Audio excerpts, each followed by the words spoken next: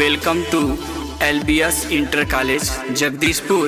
Please subscribe this channel. Hello student, हम लोग chapter 1 देख रहे थे और चैप्टर 1 में मैंने टोटल लगभग 10 भाग बनाया था और 10 भाग हमने देख लिया था। इलेक्ट्रोस्टैटिक्स में हम पढ़ रहे थे विद्युत क्षेत्र एवं आवेश या वैद्युत आवेश एवं क्षेत्र पढ़ रहे थे। वो तो हम लोगों ने ख़त्म कर दिया था, समाप्त कर दिया था, पूरी तरह से एंड हो गया था उसका।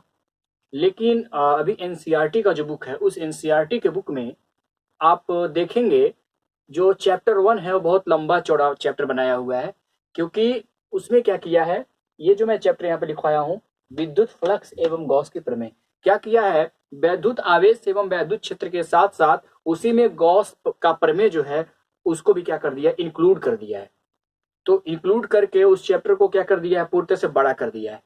तो एनसीईआरटी वाले बुक में ऐसा देखने को मिलेगा। अदर जो बुक है, मान लीजिए जैसे अरिहंत का बुक हो गया, नगीन प्रकाशन का हो गया, जो इस समय भी आ रहा है एनसीईआरटी पर जो आधारित है, उन सभी बुकों में आप देखेंगे तो ये चैप्टर 2 है। चैप्टर 2 ऐसे बना दिया गया है और इसका अलग एक चैप्टर बना दिया गया है। तो एनसीईआरटी वाले बुक में ये जो है, एनसीईआरटी वाले बुक में चैप्टर 1 में ही मिल जाएगा ये, लेकिन हमने क्या किया, इसको दूसरा चैप्टर बनाया, चैप्टर 2 नाम दे दिया और यहाँ मैंने एक अलग चैप्टर बनाया इसको, जिससे आपको आसानी से समझ में आ सके, विद्युत फ्लक्स एवं गॉस का प्रमेय। तो हम पढ़ेंगे चैप्टर 2, क्लास 12 का फिजिक्स है ये, विद्युत फ्लक्स एवं गॉस का प्रमेय। तो इसमें जो है आपको क्या ध्यान देना है, दो चीजों को ध्यान देना है। मैं जो आज का लेक्चर दूंगा उस पर दो चीजों पे ध्यान देना है। जैसे सदिश और अदिश के बारे में थोड़ा सा आपको जानना पड़ेगा। मैं थोड़ा सा पीछे की ओर लेके चलता हूँ, आपको 9th 11th में लेके चलता हूँ। आपको बताया गया होगा सदिश राशियां और अदिश राशियां, है ना। उसमें बताया गया होगा कि अदिश राशियां वे भौतिक राशियां होती हैं जिनको व्यक्त करने के लिए केवल परिमाण की आवश्यकता होती है, दिशा की नहीं। और सदिश राशियों के बारे में बताया गया होगा कि ऐसी भौतिक राशियां जिनको व्यक्त करने के लिए परिमाण के साथ साथ दिशा की भी आवश्यकता होती। तो यहाँ पे मैं सबसे पहले आपको बताने वाला हूं क्षेत्रफल वेक्टर के बारे में। किसके बारे में? क्षेत्रफल वेक्टर के बारे में। क्षेत्रफल वेक्टर के बारे में जानने से पहले मैं थोड़ा सा आपको समझा दूं वृत्त और गोला में अंतर। वृत्त और गोला, देखो वृत्त और गोला दोनों देखने में एक जैसे होते हैं। अगर आपको इस बोर्ड पे बनाना हो तो वृत्त जैसा बनेगा वैसा ही गोला भी बनेगा, बनाने में कोई फर्क नहीं होता है। लेकिन अंतर होता है। अंतर क्या होता है वृत्त और गोला में? वृत्त और गोला में अंतर ये होता है कि गोला जो होता है, जो गोला होता है वो 3D फिगर है। कैसा फिगर है? 3D फिगर होता है। मतलब उसको जब भी आप बनाएंगे तो 2 डायमेंशनल में नहीं बना पाएंगे। हाँ, अलग बात है, दिखाने के तो हम बना सकते हैं, काम चल जाता है, लेकिन वो 3D में आता है। और वृत्त किस में आता है? 2D में। वृत्त क्या होता है? 2D फिगर होता है, 2D होता है। और जो गोला होता है वो क्या होता है? 3D होता है। मैं समझाता हूं आपको कि आप वृत्त में कौन कौन सा एग्जाम्पल ले सकते हैं। जैसे अगर मैं आपसे बात करूं साइकिल का, आपने रिंग देखा होगा, जो रिंग होता है साइकिल का, देखे होंगे आप। वो जो रिंग होता है वो एक वृत्त है। वो कैसा है? वृत्ताकार होता है। और ऐसे ही आप इसके अलावा जो हाथ में कंगन पहना जाता है उसको आप देखे होंगे, वो भी क्या होता है? वो भी आपका वृत्त है। लेकिन गोला किसको आप बोलेंगे? गोला क्या होता है? गुब्बारा आप देखे होंगे। गुब्बारा को क्या किया जाता है, जब उसको फुला दिया जाता है तो उसके अंदर हवा भर जाता है, उसके बाद आप उसको देखते हैं तो वो जो फिगर बनता है ना, वो कैसा होता है? वह गोले का आकार का होता है। फुटबॉल आप देखे होंगे, फुटबॉल कैसा होता है? गोलाकार होता है। तो थोड़ा सा आपको ध्यान देना है गोला और वृत्त में, है ना। तो यहाँ पे बहुत ज्यादा जो भी हम आगे पढ़ने वाले हैं गोलीय पृष्ठ के बारे में पढ़ने वाले हैं। किसके बारे में पढ़ने वाले हैं? गोलीय पृष्ठ के बारे में पढ़ने वाले हैं। इसलिए आप जान लीजिए वृत्त क्या होता है और गोला क्या होता है। समझ में आ गया? वृत्त अलग चीज है और गोला अलग चीज होता है ना। तो सबसे पहले हम समझेंगे क्षेत्रफल वेक्टर के बारे में। किसके बारे में? क्षेत्रफल वेक्टर के बारे में। Very very important. देखिए ये अगर आपको पता है और ये आपको पता है तो आगे जब आप पढ़ेंगे गॉस का प्रमेय चाहे विद्युत फ्लक्स, तो वहां पे आपको दिक्कतें नहीं आएंगी। तो सबसे पहले मैं यहीं से स्टार्ट करता हूं। तो आपको पहले बताया गया है कि जो क्षेत्रफल होता है वह एक अदिश राशि होती है। आप पढ़े होंगे 9th में भी, 11th में भी पढ़े होंगे। वहां पे आपको बताया गया था कि क्षेत्रफल एक अदिश राशि होती है। वहां पे अदिश राशि इसको माना गया था। लेकिन जब इस चैप्टर में हम पढ़ेंगे तो क्षेत्रफल को एक्चुअल में क्या माना जाता है? क्षेत्रफल को माना जाता है सदिश राशि। क्या माना जाता है? सदिश राशि माना जाता है। अगर मैं एक गोले की बात करूं, गोले की अगर कोई भी क्षेत्रफल दिया हो, कोई भी पृष्ठ हो, और उस पृष्ठ का आपको पूछ दिया जाए कि बताओ उसका क्षेत्रफल सदिश किधर होगा, तो उसका क्षेत्रफल सदिश कुछ ना कुछ मिलता है ना। तो एक्चुअल में अगर देखा जाए तो जो क्षेत्रफल है वो एक सदिश राशि है। क्या है? क्षेत्रफल एक सदिश राशि है। तो इसको थोड़ा सा ध्यान देना है आपको। तो यहीं पे बताने वाला हूं, यहाँ पे लिखा गया है क्षेत्रफल वेक्टर। क्या लिखा गया है? क्षेत्रफल वेक्टर। क्षेत्रफल वेक्टर को इंग्लिश में बोलते हैं एरिया वेक्टर। क्या बोलते हैं?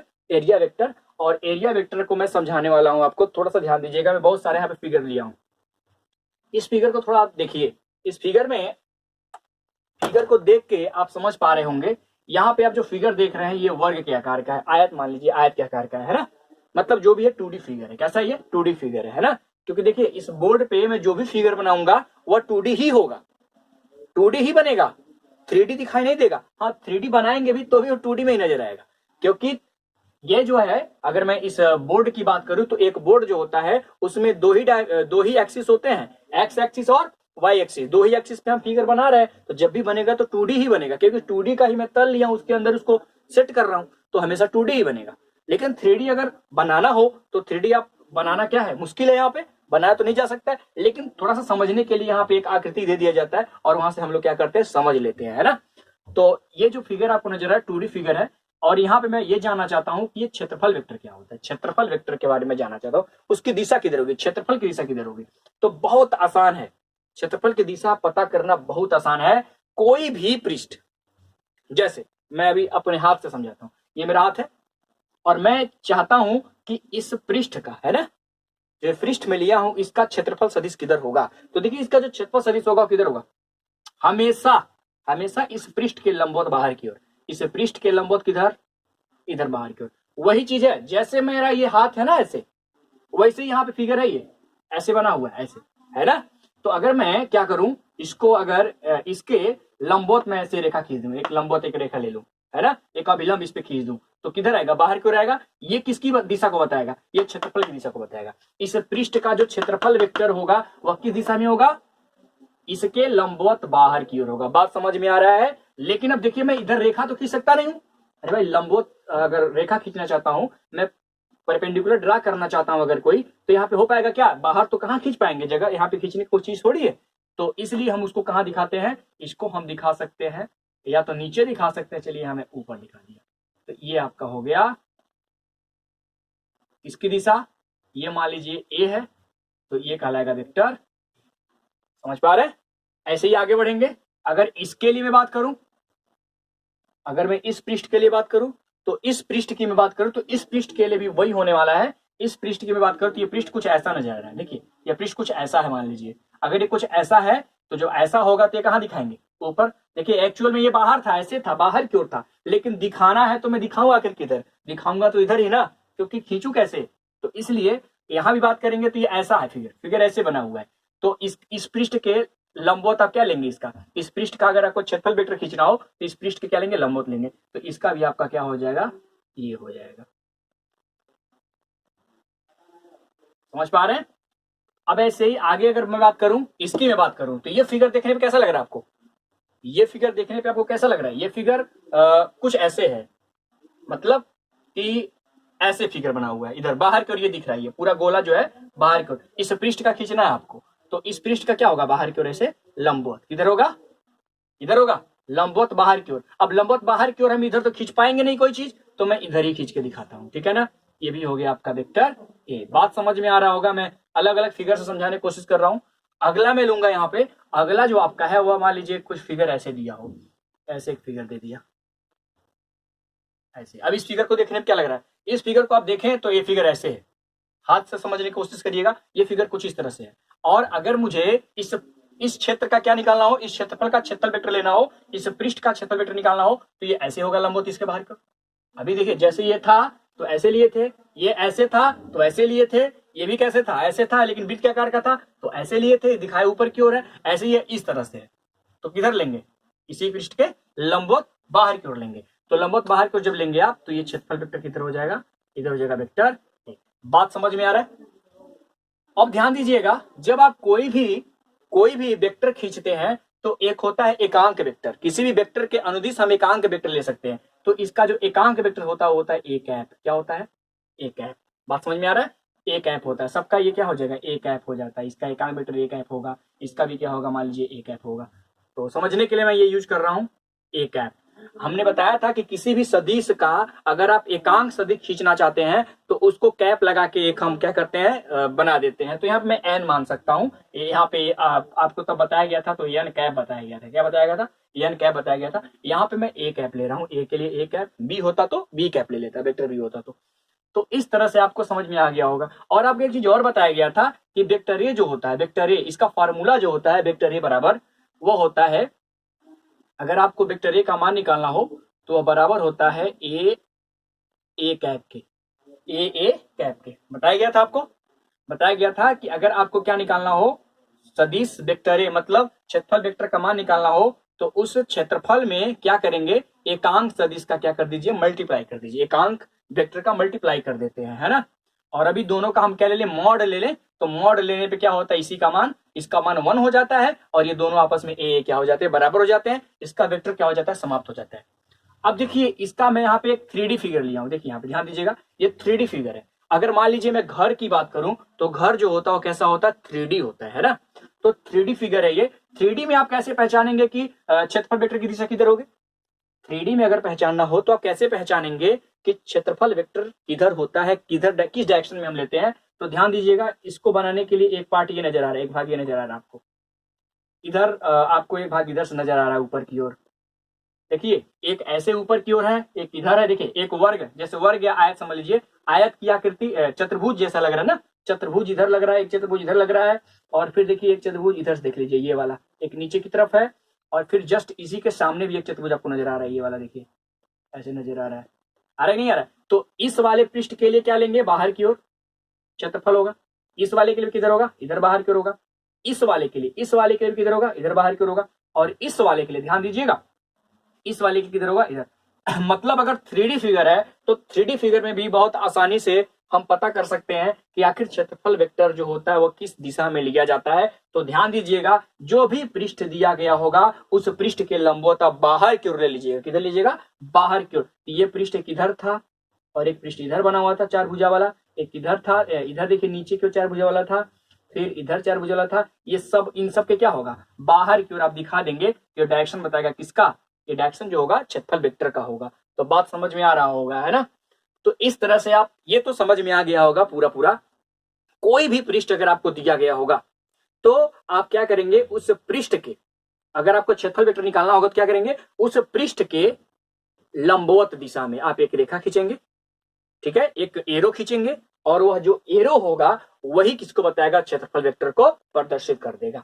तो मैं अब यहाँ पे इसका डिफिनेशन लेता हूं, अगर इसको मैं समझाना चाहूं तो जो चीज मैं यहाँ पे किया हूं तो कैसे लिखूंगा, देखिए किसी समतलीय क्षेत्रफल के संगत, किसी समतलीय क्षेत्रफल, ये भी समतल है, ये भी समतल है ना, ये भी समतल है, ये सब समतल ही तो है, ये समतल है ना। ये मैं 3D का दिखा दिया हूं, ठीक है, बाकी सब ये क्या है, समतल है। तो यहाँ बोला गया है किसी समतलीय क्षेत्रफल के संगत क्षेत्रफल सदिश को उस पृष्ठ से बाहर की ओर खींचे गए अभिलंब के अनुदिश, अभिलंब मतलब अगर कोई लंब खींचते हैं तो उसी के दिशा में, तो देखिए लंब भी तो खींचे हैं हम, देखिए इसके साथ भी 90 बन नहीं बन रहा है, इसके साथ भी, इस रेखा के साथ 90 ही बन रहा है, तो 90 बन रहा है ना इसी भी पृष्ठ के साथ। अगर देखिए वही समझ लीजिए कि एक्स एक्सिस वाई एक्सिस है ना, और जेड एक्सिस को आप खींच दिए, तो एक्स एक्सिस वाई एक्सिस के लंबवत कौन होता है, जेड होता है। समझ लीजिए ये जेड ही आप खींच रहे हैं, क्योंकि ये जब बना होगा तो कैसे बना होगा, इसको थोड़ा सा ध्यान दीजिएगा, ये बना होगा तो ये कैसे बना होगा, एक्स एक्सिस, ये क्या है आपका, मान लीजिए ये आपका वाई एक्सिस, ये क्या है, जेड एक्सिस। तो ये जो जेड वाला है ना, जेड वाला पार्ट वही समझ लीजिए क्या है, जेड वाला जो पार्ट हो क्या है, क्षेत्रफल वेक्टर की दिशा को व्यक्त करता है। अब देखिए यहाँ पे क्या बोला गया, क्षेत्रफल सदिश को उस पृष्ठ से बाहर की ओर खींचे गए अभिलंब के अनुदिश एक तीर द्वारा व्यक्त किया जाता है। अगर आपको क्षेत्रफल वेक्टर को व्यक्त करना हो तो आप क्या करेंगे, कोई भी पृष्ठ दिया हो तो उस पृष्ठ के लंबवत बाहर की ओर क्या करेंगे, आप एक लंब खींचेंगे, एक रेखा खींचेंगे, ठीक है, एक तीर लेंगे और उसी तीर द्वारा क्या कर देंगे, उसको प्रदर्शित कर देंगे, वह तीर ही बताएगा क्षेत्रफल वेक्टर को, है ना। और इस तीर में जो तीर की लंबाई होती है, तीर की जो लंबाई होती है वह क्षेत्रफल को बताता है, क्षेत्रफल के परिमाण को बताता है, और जो एरो होता है वो दिशा को व्यक्त करता है। अब इसके बाद आता है आपका घन कोण, क्या आता है अगला, घन कोण, इसको बोलते हैं सॉलिड एंगल, क्या बोलते हैं, सॉलिड एंगल। इसको समझिएगा, बहुत आसान है, बहुत इजी है और बहुत इंपॉर्टेंट भी है, क्योंकि अभी आगे जब पढ़ेंगे तो इसका यूज होने वाला है अगले टॉपिक में, है ना। तो घन कोण क्या होता है, बहुत इजी है, थोड़ा सा इसको समझिएगा। मान लीजिए मैंने यहाँ पे एक गोली पृष्ठ ले लिया, क्या ले लिया, गोलीय पृष्ठ ले लिया।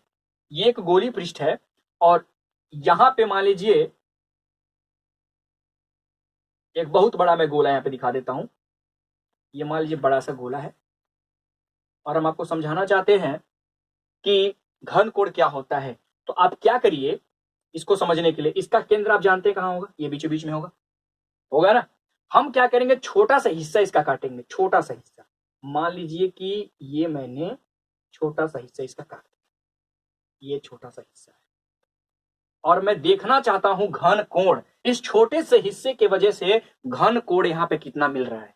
तो घन कोण का मतलब होता है कि कोई गोलीय पृष्ठ अगर है तो वह गोलीय पृष्ठ केंद्र के साथ कितना कोण बना रहा है। कोई गोलीय पृष्ठ है और वह अपने ही केंद्र के साथ कितना कोण बना रहा है, उस कोण को ही हम कहते हैं घन कोण। जैसे ये केंद्र मैंने लिया, अब इसको मैं क्या करूं, ऐसे मिला दूं, तो इसको मैं मैंने ऐसे मिला दिया और यहाँ पे थोड़ा ध्यान दीजिएगा, आप ऐसे बिंदुदार ऐसे दिखा सकते हैं, है ना, मिला दिया। तो यहाँ पे ध्यान दीजिएगा, ये त्रिज्या आर है, मान लीजिए ये त्रिज्या आर है और इसको मैंने ए मान लिया। ये जो पृष्ठ है, इस पृष्ठ का जो क्षेत्रफल है, चलिए छोटा लेते हैं, तो मान लीजिए डीए ले लेते हैं, क्योंकि पूरा ए होता है और ये छोटा सा है, तो मान लो क्या लो, डीए ले लो, है ना। अगर ये डीए है और ये त्रिज्या कितनी आर है और इन दोनों त्रिज्या, देखिए भी त्रिज्या ही है ना, इन दोनों के बीच जितना एंगल यहाँ पे बनेगा, ये कोण जो बनेगा, है ना, इस कोण को हम बोलते हैं डी ओमेगा। और डी ओमेगा क्या होता है, घन कोण। घन कोण को हम डी ओमेगा से डिनोट करते हैं। थोड़ा सा और ध्यान दीजिएगा इसको एक बार और। कोई गोली पृष्ठ है और उस गोली पृष्ठ का अल्पांश एरिया ले लीजिए, थोड़ा सा आप क्षेत्र ले लीजिए और थोड़े से क्षेत्र की वजह से देखिए कि वह केंद्र पर कितना कोण बना रहा है, ठीक है। या फिर आप पूरा एरिया लीजिए, कोई फर्क नहीं पड़ता, पूरा भी ले लेंगे तभी कोई दिक्कत नहीं है। मतलब गोली पृष्ठ के द्वारा उसी गोली पृष्ठ के केंद्र पर कितना कोण बनाया जा रहा है, उसी कोण को हम बोलते हैं घन कोण। उसको हम डी ओमेगा से व्यक्त करते हैं। किससे व्यक्त करते हैं, डी ओमेगा से व्यक्त करते हैं। अगर इसका फार्मूला की मैं बात करूं तो जो इसका सूत्र होगा वह होगा डी ओमेगा बराबर हम क्या लिखते हैं, पहले क्षेत्रफल लेते हैं, डीए, क्षेत्रफल क्या है, डीए है, और बटे त्रिज्या का वर्ग कर दीजिए। क्या कर दीजिए, त्रिज्या का वर्ग। अगर आपको घन कोण निकालना है तो क्षेत्रफल ले लीजिए, जो क्षेत्रफल है ये डीए, और आप क्या लीजिए, त्रिज्या जो है उसका वर्ग कर दीजिए, अनुपात कर दीजिए, वही आपका क्या होगा, फार्मूला होगा किसका, घन कोण का क्या हो जाएगा, सूत्र हो जाएगा। अच्छा, इसका मात्रक की मैं बात करूं तो इसका जो मात्रक होता है, मात्रक जो होता है इसका, वो होता है स्टेरेडियन, है ना, स्टेरेडियन। इसका मात्रक होता है स्टेरेडियन, है ना। तो याद रहे इसका मात्रक होता है स्टेरेडियन। और ये आपका क्या है, घन कोण है। ये क्या होता है, अदिश राशि होता है। कोई भी कोण क्या होता है, अदिश राशि। कैसी होती है ये, अदिश राशि। अच्छा, थोड़ा सा ध्यान दीजिएगा, अगर मान लीजिए कि ये तो थोड़े से हिस्सा, जो थोड़ा सा हिस्सा था वह डीए था, इसके वजह से मैंने यहाँ पे कोण देखा था ना। अगर मान लीजिए पूरे वृत्त के वजह से देखना हो, क्या देख रहा हूं, इस पूरे वृत्त बोल रहे हैं, पूरे गोले के वजह से देखना हो। अगर पूरे गोले के वजह से आपको देखना पड़ जाए तो फॉर्मूला क्या बनना चाहिए। तो पूरे गोले के लिए मान लीजिए एरिया कितना है, तब ये टोटल ए है मान लीजिए। अरे थोड़ा सा था तो डीए से डिनोट किए थे, लेकिन पूरा गोला लेंगे तो क्या लेंगे, कैपिटल ए लेंगे। तो जब ये कैपिटल ए लेंगे तो ये पूरा जो कोण बनेगा, कोण बड़ा बनेगा ना, तो उसको हम किससे लेंगे, ओमेगा से लेंगे, है ना। तो उस कंडीशन में क्या बनेगा, ओमेगा बराबर, ओमेगा ले लेंगे। देखिए कोण भी क्या होगा तब, यहाँ पे कोण तब क्या देखने मिलेगा, ओमेगा देखने को मिलेगा। तो ओमेगा बराबर आपका हो जाएगा D A upon R square, D A upon R square, D A नहीं, यहाँ पे टोटल हमने ए लिया है, ए अपान आर स्क्वायर। अब थोड़ा सा ध्यान दीजिएगा, बहुत इंटरेस्टिंग है यहाँ पे। अगर मैं यहाँ पे गोले की बात कर रहा हूं तो गोले का जो टोटल एरिया होता है वो होता है 4 पाई आर स्क्वायर। कितना होता है, 4 पाई आर स्क्वायर। तो मैं लिख सकता हूं ए की जगह में 4 पाई आर स्क्वायर बटे आर स्क्वायर, ठीक है। तो आपने देखा कि यहाँ पे अगर मैं पूरे गोले के वजह से, पूरे इसी गोले के वजह से उसके केंद्र पर देखना चाहता हूं कि टोटल कोण कितना बन रहा है, मतलब गोले के कारण मैं घन कोण देखना चाहता हूं, तो यहाँ पे जो मान आता है वह आता है omega equal to 4 pi, omega equal to 4 pi. बात समझ पा रहे हैं, नहीं समझ पा रहे हैं। मतलब ये चीज याद रखिएगा, ये बहुत इंपॉर्टेंट है। कभी कभी क्या, जब भी हम फार्मूला प्रूव कराएंगे तो आप देखेंगे जहां पे ओमेगा आएगा वहां पे मैं उसके जगह पे 4 पाई यूज करूंगा। तो आप समझिएगा 4 पाई क्यों यूज कर रहा हूं। तभी मैं यूज करूंगा जब ये पूरे गोले का मैं क्या ले रहा हूं, पूरे गोले का एरिया मैंने क्या लिया है, पूरा गोला का एरिया लिया है। तो उस कंडीशन में जब घन कोण निकालूंगा तो उसका मान कितना होता है, 4 पाई होता है। इसीलिए मैंने ऐसा किया है। तो बात समझ में आ रही होगी ये। अब ध्यान दीजिएगा, इसके आगे अगर हम देखना चाहें तो इसके आगे जो है, अगर मान लीजिए यहां पे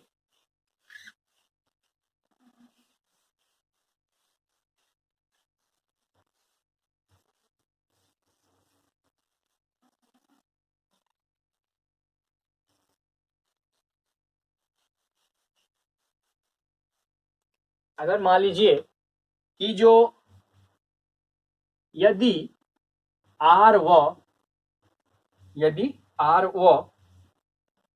डीए के बीच कोण थीटा हो, कोण थीटा हो, मतलब ये फिगर इस तरह से बनाया जाए कि उस फिगर में आर और ये डीए, ये दोनों जो हैं, ये दोनों एक दूसरे के साथ कितना कोण बना रहे हो, थीटा एंगल बना रहे हो, कुछ कोण बना रहे हो, है ना, कुछ कोण बना रहे हो। यहाँ पे क्या बना रहे थे, मान लीजिए ये दोनों कोण नहीं बनाते थे, 0 डिग्री बना रहे थे। कितना बना रहे थे, 0 डिग्री कोण बना रहे थे, इसलिए इसका फॉर्मूला आपका क्या बना, ये वाला बना। लेकिन अगर मान लीजिए कि इस आर और इस डीए के बीच कुछ एंगल बन रहा हो जिसका नाम है थीटा, तो उस कंडीशन में फॉर्मूला डी ओमेगा का क्या होना चाहिए, तो डी ओमेगा बराबर होगा, तो घन कोण डी ओमेगा बराबर हो जाएगा डी ए कॉस थीटा। क्या होता है, D A cos theta by R square. यहां पे एक चीज एक्स्ट्रा कर दीजिएगा, कॉस थीटा कर दीजिएगा, है ना। तो अगर आप इसको देखना चाहें फिगर से, थोड़ा सा हम समझा देते हैं ऊपर ऊपर हल्का सा, है ना। मान लीजिए पृष्ठ है कोई, और ये आपका त्रिज्या आर है, ये केंद्र है, इस पे हमें कोण देखना है। और यहाँ पे जो है, ये जो है क्षेत्रफल है, और मान लीजिए कि क्षेत्रफल का मैं दिशा अगर देखा, क्षेत्रफल वेक्टर का दिशा दिखाना चाहता हूँ, ये इधर गया है मान लीजिए, और जो क्षेत्रफल है मान लीजिए मैंने कुछ इस तरह से दिखा दिया, थोड़ा सा ध्यान दीजिएगा, ये मान लीजिए वेक्टर डी हो गया। अब थोड़ा सा ध्यान दीजिएगा, अगर मैं देखूं तो इन दोनों के बीच में कुछ ना कुछ एंगल बन रहा है, क्योंकि ये इधर जा रहा है, ये इधर जा रहा है, तो मतलब फिगर कुछ ऐसा मिला कि नहीं मिला, मतलब यहाँ पे कुछ कोण बनने के लिए बन रहा है। देखिए फिगर ऐसे जा रहा है, यहाँ पे कुछ कोण बन रहा है ना, ये ऐसे जाएगा, ये ऐसे जाएगा, तो यहाँ पे कुछ कोण बन रहा है, मान लीजिए कोण थीटा है। तो उस कंडीशन में यहाँ पे दिखाया गया है कि आर और डी ए के बीच का एंगल कितना हो जाए, थीटा हो जाए। तो ये आपका क्या बन जाएगा, डी ए कॉस थीटा। क्योंकि जब इसको दो कंपोनेंट में आप तोड़ेंगे तो एक इधर की ओर आएगा, एक नीचे की ओर आएगा, और एक इसी के समांतर होगा। तो उस कंडीशन में आपका ये हो जाता है ना। तो यहाँ पे ज्यादा, यहाँ पे हमें समझने की जरूरत नहीं, बस इतना जान लेना है ना। तो आई होप आपको जो भी मैंने आज बताया समझ में आया होगा। और जो लोग भी, जो चैप्टर 1 था वह नहीं देख पाए हैं, तो 10 भाग बनाए गए थे और मैं उसमें कुछ न्यूमेरिकल्स भी बताया था, तो आप उसको आराम से क्या कर सकते हैं, देख सकते हैं। आप कैसे देखेंगे, अगर देखना है तो आप LBS IC Jagdishpur YouTube channel पे जाएंगे, और वहां पे आप अगर ये सर्च करेंगे तो आपको सारे वीडियो मिल जाएंगे। वहां पे आपको कुछ हिंदी के वीडियो भी, हिंदी काव्य के वीडियो भी अपलोड हैं, वो भी आप देख सकते हैं। और जो लोग भी इसके पीछे का नहीं देख पाए वो जरूर देख लें, और डिस्क्रिप्शन में आपको लिंक भी मिल जाता है हर एक पार्ट का। अगर एक पार्ट आप देख लिए, दूसरा पार्ट देख लिए, पहला नहीं देख पाए, तीसरा देखे, दूसरा नहीं देख पाए, तो आप डिस्क्रिप्शन से उठा के पता करके देख सकते हैं।